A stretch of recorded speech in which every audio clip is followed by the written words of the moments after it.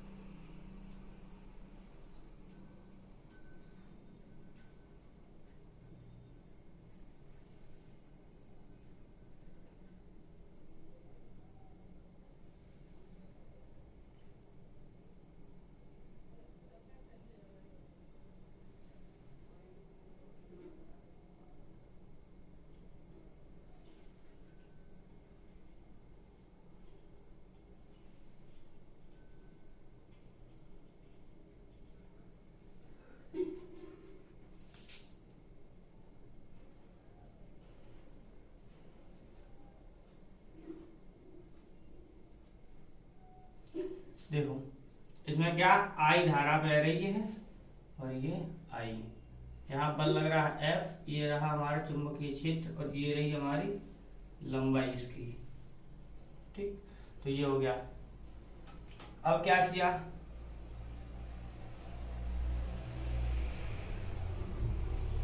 देखो ये हो गया। अब क्या, इसके हमने क्या किया, एकांक आयतन में चालक के प्रति एकांक आयतन में मुक्त इलेक्ट्रॉनों की संख्या स्मॉल n है। कितनी है? स्मॉल n है। किसमें? चालक के एकांक आयतन में मानी है। तो अब इसके अनुप्रस्थ क्षेत्रफल में कितने यानी इलेक्ट्रॉन होंगे? देखो इसके अभी हमने एकांक आयतन की बात की है, अब क्या किया हमने? अनुप्रस्थ परिच्छेद का क्षेत्रफल है जो, इसमें हम क्या करेंगे? इलेक्ट्रॉनों की संख्या निकालेंगे। इसके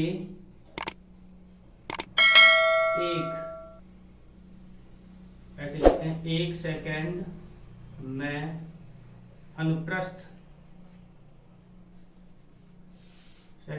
अनुप्रस्थ परिच्छेद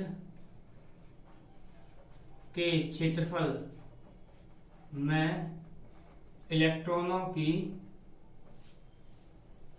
1 सेकेंड में अनुप्रस्थ परिच्छेद में से गुजरने वाले इलेक्ट्रॉनों की संख्या। देखो हमारे क्या 1 सेकेंड में कितने इलेक्ट्रॉन गुजरेंगे वो पॉइंट, तो यहां से कितना है? तो देखो हमारा मुक्त इलेक्ट्रॉनों की संख्या कितनी थी? n। अनुप्रस्थ परिच्छेद में की बात कर रहे हैं, तो अनुप्रस्थ परिच्छेद क्या माना है हमने? a। अब कितने इलेक्ट्रॉन गुजर रहे हैं? गुजरने का मतलब क्या है? गति करते हुए जाएंगे, तो गति कर रहे हैं तो कितने किस वेग से करेंगे? हमारे v से। अब 1 सेकंड की बात हो रही है, तो 1 सेकंड नीचे समय आ गया हमारा कितना? 1 सेकंड, तो वो यहीं खत्म हो गया। और जहां पर vd क्या है हमारा? जहां vd इलेक्ट्रॉनों का अनुगमन वेग है। क्या है हमारा? इलेक्ट्रॉनों का अनुगमन वेग है, ये हो गया। अब क्या है यहां से? तो देखो 1 सेकंड में गुजरने वाले इलेक्ट्रॉनों की संख्या ये हो गई, ठीक। अब क्या करेंगे? अनुप्रस्थ परिच्छेद में से इलेक्ट्रॉनों द्वारा ले जाया गया आवेश कितना होगा? तो क्या होगा? अब देखो बिल्कुल वही लैंग्वेज यही आएगी। 1 सेकेंड में अनुप्रस्थ, हम शॉर्ट में करते आएंगे, परिच्छेद में से इलेक्ट्रॉनों द्वारा ले जाया गया आवेश की मात्रा, ले जाए गए ऐसे लिख लो, आवेश की मात्रा। तो मात्रा कितनी हो जाएगी? तो देखो कितना आवेश जाएगा, तो हमारा क्या है? NaVd तो पहले से ही है, इंटू आवेश, इलेक्ट्रॉन पर आवेश कितना मानते हैं हम? E। इलेक्ट्रॉन पर आवेश कितना मानते हैं? E। तो हमने उस आवेश से गुणा कर दिया, इसका मतलब इतना आवेश जा रहा होगा, निकल रहा होगा। आवेश की मात्रा कितनी होगी हमारी? इतनी हो जाएगी, ठीक। ये हो गया। अब ये होगी, अब धारा की परिभाषा क्या होती है हमारी? धारा की परिभाषा I बराबर क्या होती है? Q अपॉन T होती है। अब हम पहले ही बता चुके हैं 1 सेकंड ले रहे हैं, तो धारा का मान कितना हो जाएगा जाके? ये हमारा यही हो जाएगा जाके। इसका मतलब क्या है? 1 सेकंड में अनुप्रस्थ परिच्छेद में से गुजरने वाली धारा कितनी हो जाएगी? में से गुजरने वाली धारा कितनी आ जाएगी हमारी? अब देखो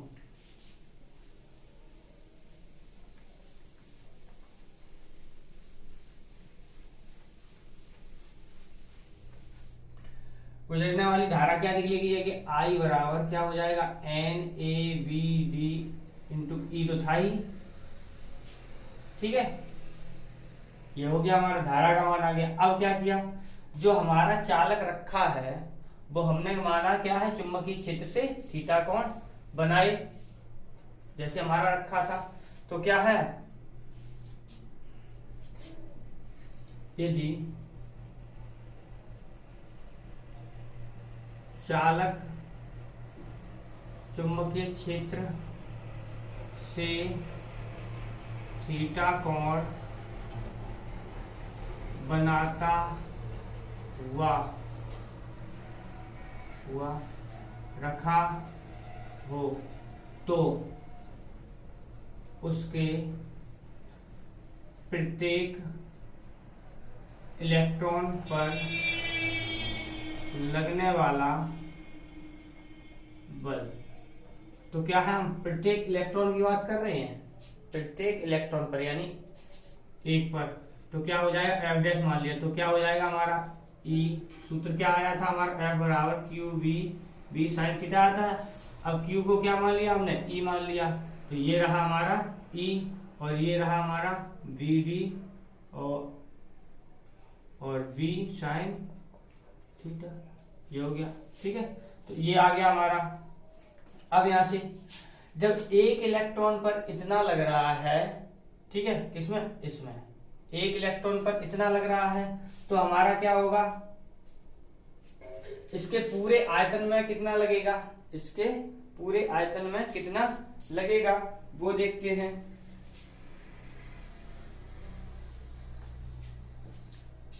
तो क्या करेंगे, इसके पूरे आयतन पर कितना लगेगा, तो पूरे आयतन में उपस्थित इलेक्ट्रॉनों पर लगने वाला बल। ठीक है, इलेक्ट्रॉनों पर लगने वाला बल निकालें किसमें, पूरे आयतन में। तो जब क्या है ये, तो यहां से क्या हो जाएगा, F बराबर, तो देखो जब एक इलेक्ट्रॉन पर इतना लग रहा था हमारा E B D और B साइन थीटा इनटू, अब क्या है, हम पूरे आयतन की बात करेंगे।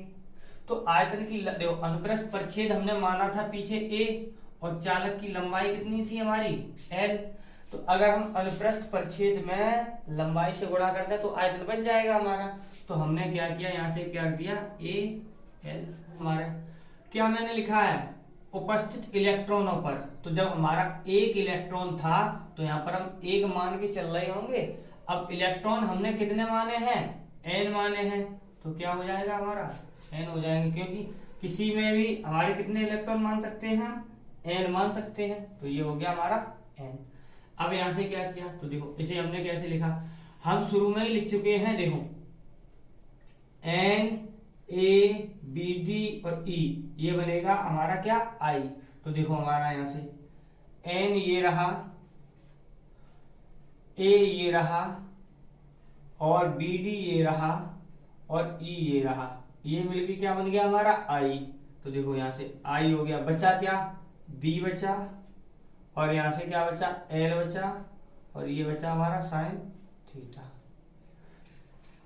तो ये आ गया हमारा क्या, किसी भी धारावाही चालक पर लगने वाला बल। क्या आ गया, किसी धारावाही चालक पर लगने वाला बल आ गया, ये हो गया। ठीक है, तो अब क्या है, यहां से ये हो गया हमारा। अब यहां से पॉइंट, ये तो आ गया सूत्र हमारा, यही लिख दे रहे हैं, यही धारावाही चालक पर लगने वाला बल है। ये तो आ गया इसका सूत्र, ये बस पॉइंट याद रखना। जो कैसे, आयतन ये बना, इलेक्ट्रॉनों की संख्या क्या थी हमारी, n थी, तो हमने क्या किया, ये n से गुणा कर लिया था। ठीक है, अब यहां से तो देखो, अगर हमने क्या किया, हमारा जो चालक रखा था वो चुंबकीय क्षेत्र से थीटा कोण बनाता है, तिरछा करके मैंने बनाया था।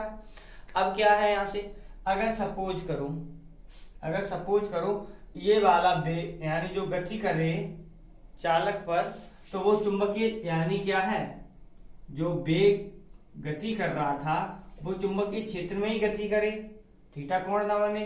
तो क्या होता था हमारा, जो अगर चुंबकीय क्षेत्र में ही गति करेगा यानी उसी की दिशा में होगा बल, वो बेग उसका, तो क्या था हमारा बल था वहां शून्य हो जाता था, बल वहां शून्य हो जाता था।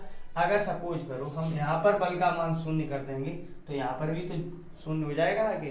तो इसका मतलब क्या है, अगर चुंबकीय क्षेत्र अगर हमारा चालक चुंबकीय क्षेत्र की दिशा में रखा हो, चुंबकीय क्षेत्र की दिशा में रखा हो, पॉइंट देखो वहां से चुंबकीय क्षेत्र में जब गति कर रहा था तब वहां शून्य था।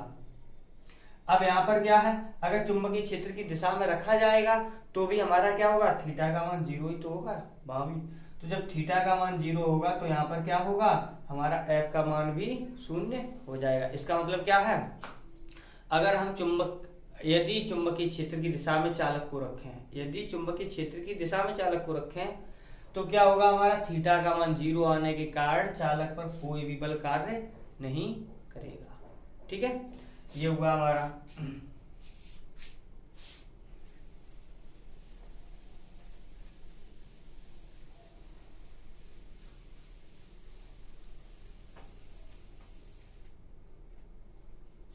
अब क्या है यहां से, तो देखो अब बल किन किन, यानी बल ज्ञात करने के नियम दोनों दिखा दे रहे हैं। बल ज्ञात,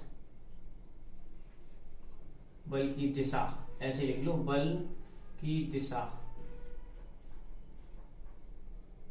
के नियम या ज्ञात करने के नियम। तो देखो बल की है तो कई, लेकिन तुम्हारे में जो है वही तुम पढ़ोगे।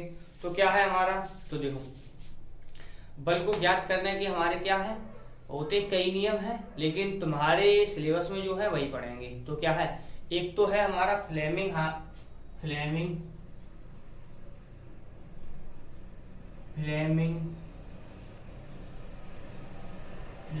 के बाएं हाथ का नियम, बाएं हाथ का नियम। ठीक, दूसरा है हमारा दाएं हथेली, दाएं हाथ की हथेली, क्या है, दाएं हाथ की हथेली का नियम 2। ठीक है, तो क्या है हमारे दो यहाँ पे पढ़ेंगे। तो क्या है, देखो फ्लेमिंग है, बाएं हाथ का नियम है, और हथेली के दाएं हाथ की हथेली का नियम 2 है। तो देखो बाएं हाथ का नियम क्या होता है, इस प्रकार से, यदि हम क्या करें, अपने बाएं हाथ के अंगूठे और पास की 2 अंगुलियों को इस प्रकार फैलाएं कि इनमें क्या है, 90 अंश का कोण बने। किसमें, इसमें, इसमें और इसमें और अंगूठे में, चाहे कितने अंश का, 90 अंश का कोण बनना चाहिए। यानी कहने का मतलब क्या है, ये लंबवत होने चाहिए, ये लंबवत हो जानी चाहिए।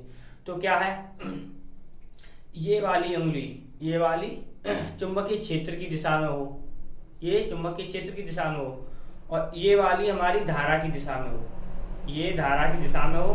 तो जो अंगूठा होता है वो हमेशा चालक पर लगने वाले बल की दिशा बताता है। एक बार फिर क्या है, अगर हमारी ये वाली अंगुली, यानी अंगूठे के पास वाली अंगुली किसमें हो, चुंबकीय क्षेत्र की दिशा में हो, बीच वाली अंगुली धारा की दिशा में हो, तो हमारा जो अंगूठा होगा वो चालक पर लगने वाले बल की दिशा बताएगा। ये होती है हमारे चुंबकीय क्षेत्र पर, वो चुंबकीय क्षेत्र के कारण लगने वाले बल की दिशा ज्ञात करने का एक तो ये नियम होता है। दूसरा क्या है, हमारी दाएं हाथ की हथेली का नियम 2। तो देखो 2 नियम, पहला नियम क्या था, वो हमारा चुंबकीय क्षेत्र की दिशा बताता था। ये ध्यान रखना, यहाँ पर चुंबकीय बल के कारण, यानी जो चुंबकीय क्षेत्र के कारण दिशा बताएगा। अब यहाँ पर क्या है, तो देखो अगर हम अपनी हथेली को दाएं हाथ की इस प्रकार रखें, इसमें क्या हो, हमारी धारा जा रही हो, इसमें धारा जा रही हो, ये चुंबकीय क्षेत्र की दिशा में हो, ये चुंबकीय क्षेत्र की दिशा में हो उंगलियां, तो क्या है, हमारा हथेली के लंबवत जो धक्का देने की दिशा होती है, ये इस प्रकार से, तो वो दिशा होती है हमारी क्या, बल की दिशा। क्या है, दाएं हाथ की हथेली का नियम 2 कौन सा है, ये हमारा किसमें हो, धारा की दिशा में हो अंगूठा, ये चुंबकीय क्षेत्र की दिशा में हो, तो हथेली के लंबवत जो धक्का देने की दिशा होगी वो हमारी क्या होगी, बल की दिशा होगी। ये ठीक है, ये हो गया। अब क्या है, आज का हमारा क्या क्या हो गया, बल निकाल दिया, और क्या हो गया हमारा, बल की दिशा किस प्रकार से हम बताएंगे वो। अब यहाँ पर और देखो, हम तुम्हारे चुंबकीय क्षेत्र के मात्रक बता दें, चुंबकीय क्षेत्र के मात्रक क्या क्या है। तो देखो चुंबकीय क्षेत्र का मात्रक क्या होता है, 1 न्यूटन प्रति एम्पियर मीटर होता है, एम्पियर मीटर होता है। ठीक, और क्या होता है हमारा, एक होता है वेबर प्रति मीटर वेबर प्रति मीटर स्क्वायर होता है। और एक क्या होता है, गॉस होता है। लेकिन एक न्यूटन प्रति एम्पियर मीटर बराबर क्या होता है हमारा 10⁴ गॉस होता है। याद रखना, इनमें से क्या है, न्यूटन प्रति एम्पियर मीटर, वेबर प्रति मीटर स्क्वायर, ठीक है, तो क्या है, और गॉस। और एक न्यूटन प्रति एम्पियर मीटर बराबर 10⁻⁴ कितना होता है हमारा 4 गॉस होता है। और एक और होता है हमारा क्या, टेस्ला। क्या होता है, टेस्ला। ठीक है, तो ये हमारे क्या है, चुंबकीय क्षेत्र के मात्रक है, जो मैंने इकट्ठे बता दिया आपको।